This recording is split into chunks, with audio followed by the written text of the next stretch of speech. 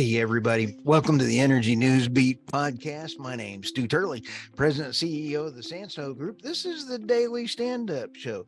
Today is June 29th, and man, it is Thursday already. What a crazy, wild week we are having. After you like this, subscribe. I'm not going to sound like a millennial. Smash that button or whatever. Just we are so thankful for all of our listeners and the great, wonderful feedback. Got a crazy show for you today. Michael's on assignment. Is the UK heading for a recession? Could be. U.S. Treasury sanctioned the Wagner Group. Unbelievable weaponization again. USA grants 21 million for the development of clean energy solutions. Hey, the Biden administration may have got one right. Let's find out. Green groups outline how to boost electricity transmission without gutting environmental laws. This one ought to be fun. The Biden-Harris administration breaks record-breaking auction for solar development. Well, I'll tell you what, those are some headlines. Let's go ahead and start with, is the UK heading for a recession in 2023? We'd like your feedback on that. What do you think? And also, what do you think about the US heading into a recession? One of the great articles that we've got here, the Bank of England's attempt to realign a sustained period of uncomfortably high inflation has prompted commentators to predict that the UK will fall into a recession later this year. Despite a prolonged period of monetary tightening by the bank, consumer prices continued to rise by 8.7 cents. Core inflation strips out the effects of rising prices from energy, food, tobacco, and alcohol hit 7.1%. Now, I want to ask, strips out the rising effects from energy, food, tobacco, and alcohol. Everything you need to live, they strip out. Kind of funny. Alcohol sells well in a bad time, no matter who's or what's going on. I thought that was really funny. I got tickled at that.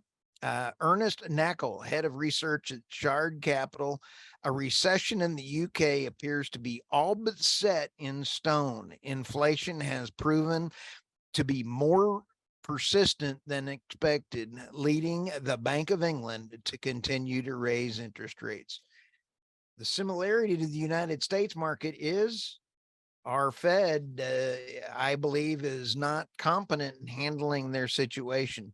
Our Fed is going to have two more rate increases, and the only way that we're going to get out of not having a recession is to get our energy costs in line. Do you think the Biden administration can do that? Let us know. The U.S. Treasury sanctions Wagner Gold and weapons dealing operations in Africa. Holy smokes, I can't believe this. The U.S. Treasury Department on Tuesday announced new anti-Wagner sanctions in a belated attempt to cut off the group's weapon funding. At the moment, the Russian government has essentially pardoned the mercenary outfit for treasonous actions. It remains unclear what role the Wagner will play in Russia. Well, he's been ousted out to Belarus, and personally, I think that this was a little bit of a stunt to try to do some other things, but we'll cover that in another show. Companies in Russia, the UAE, Central Africa Republic have engaged in illicit gold dealings to fund the Wagner Group to sustain and expand its armed forces, including in Ukraine and Africa.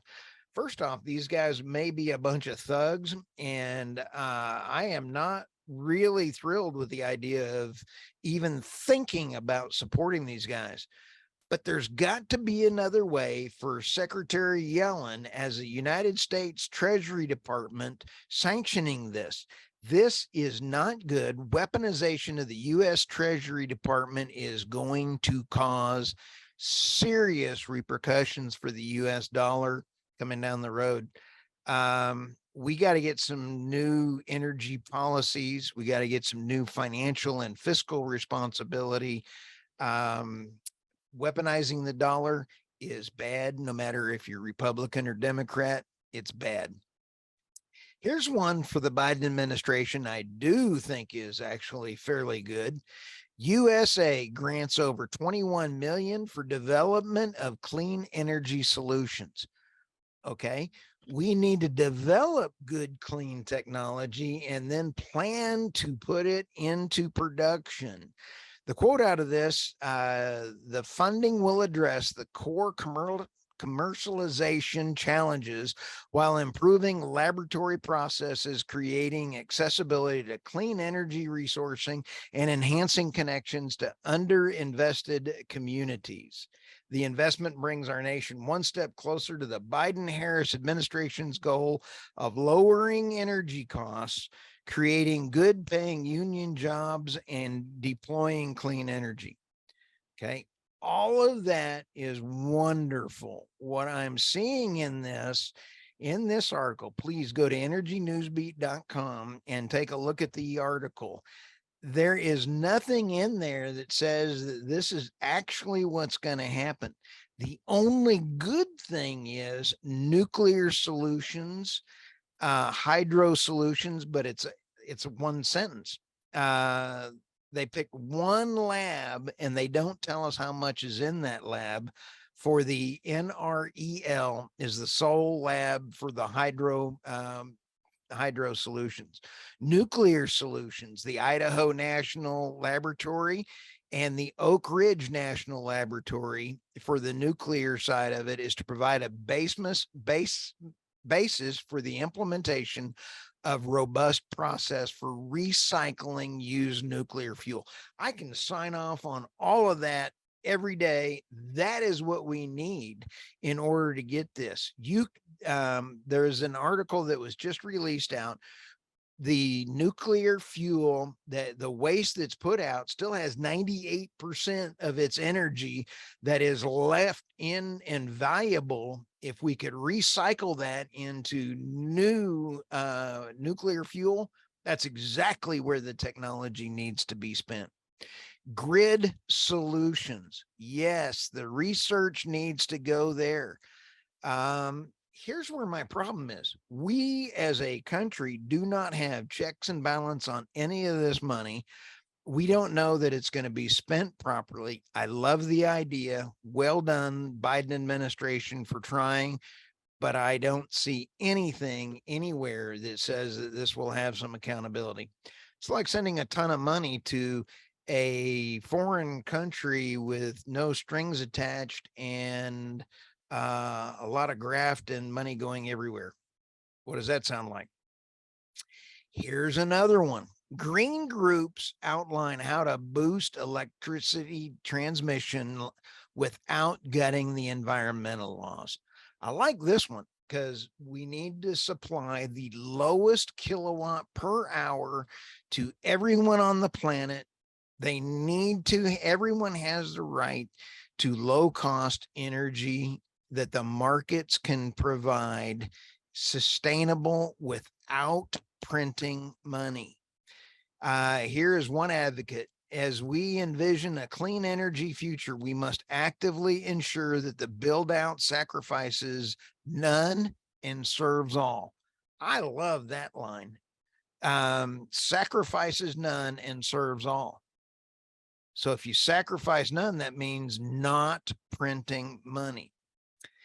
Before recommending the solution, the coalition spells out the problem. To accelerate the essential transition from fossil fuel power plants to renewable energy, we need to build more transmission to move clean energy across the country, in addition to scaling up local distributed clean energy resources. Okay, all that sounds great, but physics matter on this. So Urgency cannot become a pretext for gutting the requirements of environmental review and public engagement as we embark on the greatest U.S. infrastructure build out in nearly a century. That is a great line. I love that line. But will we listen and take note to both sides? I'm not feeling that we would. If we both listen and we have a great conversation, I think it's fantastic. Anyway, take a look at the article and let me know what you think. Biden Harris administration holds record breaking auction for solar development. I found this one interesting. This record breaking auction for solar energy development is further evidence the demand for clean energy has never been greater. The technological advances, increased interest, cost effectiveness, and tremendous economic potential, these projects make a reliable path for diversifying our nation's energy portfolio, Secretary Deb Haaland said. Here's my gotcha. Please read this article. The problem is the waste from solar panels will be worse than all of the nuclear fuel that has ever been produced by 2050.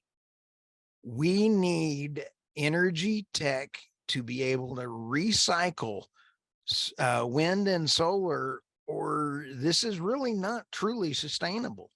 We have to be able to recycle. If you can't recycle, you're going to be making enough waste that nuclear is actually going to be better for the environment. So think about that. So with that, if you are an industry thought leader, we'd love to have you on the podcast. I have a blast interviewing all of my great CEOs, industry thought leaders, authors. I've got some great ones coming around the corner. We're releasing part 2 and part 3. I've got some great folks lined up. So please reach out if you want to. And any presidential politician that would love to come on the show, would love to talk to you. And stay safe out there. Thank you very much.